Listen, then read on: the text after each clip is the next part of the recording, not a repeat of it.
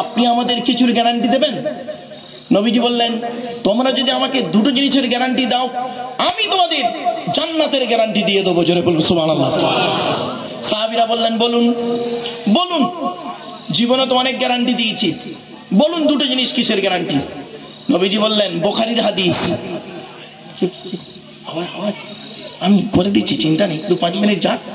বাবা, গাছে উঠলে কোনো নারকেল গাছে উঠে কোনোদিন ডাবের আশা করবেন না। 2 মিনিট 10 মিনিট যাক। প্রথম যখন কিছু পড়বে জানবেন ওটা ডাব নয়, শুকনো মাল। এমনি 2-5 মিনিট 10 মিনিট যাক, ক্লিয়ার হয়ে যাবে সব, দেখেন না, চিন্তা নেই। আর মাই কলার গোজা মারবেন না, ও খুব টেনশনে আছে। চলেন, আরে ওয়াজ শুনবেন, কোরআনের আলোচনা শুনবেন, হাদিসে শুনবেন। আমার রাসূল যখন ওয়াজ নসিহত করতেন, নবীজি ওয়াজ করতেন, বুখারীর হাদিস, আব্দুল্লাহ ইবনে মাসউদ রাদিয়াল্লাহু তাআলা আনহু থেকে হাদিসটা রওয়ায়াত। আল্লাহ রাসূল ওয়াজ করতেন কখন?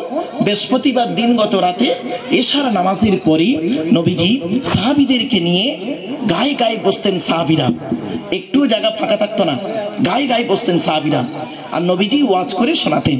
নবীজির ওয়াজটা কেমন ছিল? টু দি পয়েন্টের উপরে ওয়াজটা ছিল। নবী আমার চিৎকার করে ওয়াজ করতেন না।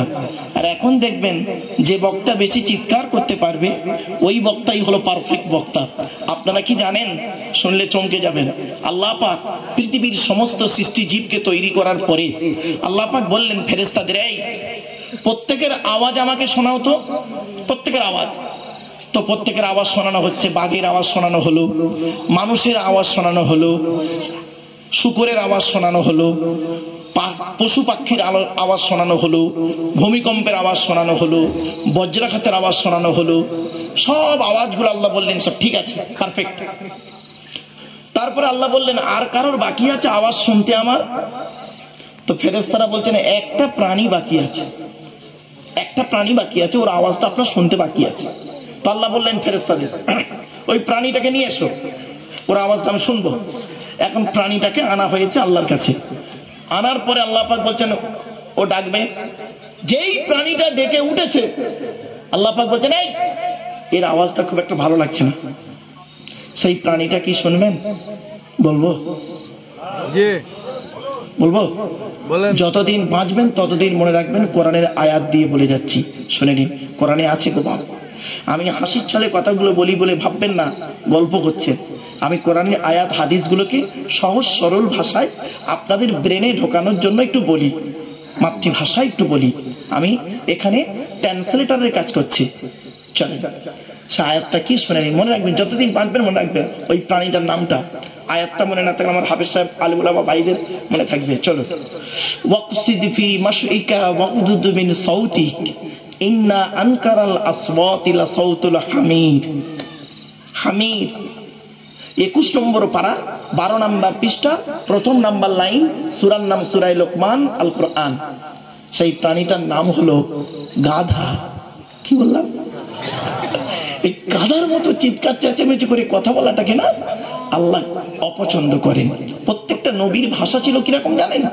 মার্জিত, মার্জিত ভাষা। কোন নবী খুব চিৎকার করে বলতেন না, আর কোন নবী একেবারে মিনমিন করেও বলতেন না। ওয়াকানা বাইনা যালিকা কওয়ামা, মধ্যবর্তী পন্থা অবলম্বন করাটাই হলো সর্বোৎকৃষ্ট পন্থা। তাই আমার বাপেরা, বীরভূমের মানুষ, আপনাদের কাছে আমার একান্ত আবেদন নিবেদন, আপনারা আমাকে বলার একটু সুযোগ দিন, এইটুকু আপনাদের কাছে আসা। চলো, নবীজি বললেন, তোমরা আমাকে দুটো জিনিসের গ্যারান্টি দাও। কি? 1 নাম্বার, 2 ঠোঁটের মাঝখানে। কি বললাম? জিভের গ্যারান্টি দাও। হারাম খাবার খাওয়া থেকে জিভটাকে ঠিক করো, বাজে ভাষা বলা থেকে জিভটাকে ঠিক করো, পরনিন্দা পরচর্চা করা থেকে জিভটাকে ঠিক করো। 1 নাম্বার। আর 2 নাম্বার কি? 2 রানের বীজখানে, 2 রানের বীজখানে, অর্থাৎ লজ্জাস্থানের গ্যারান্টি দাও।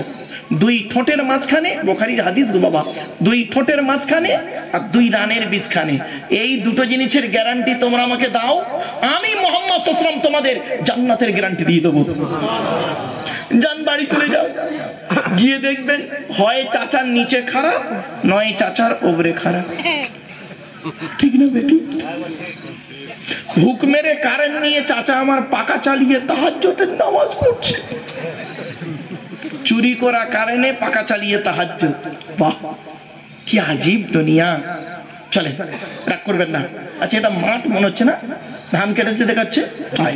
এইটা দিয়ে একটা হাদিস বের করছি, দেখি রাসূলুল্লাহ বলছেন, আমি বলিনি। মুসলিমে আছে হাদিসটা, মিশকাতে আছে কিতাবুস সাইয়্যিদ আয-যাবাইর 7 নম্বর হাদিস।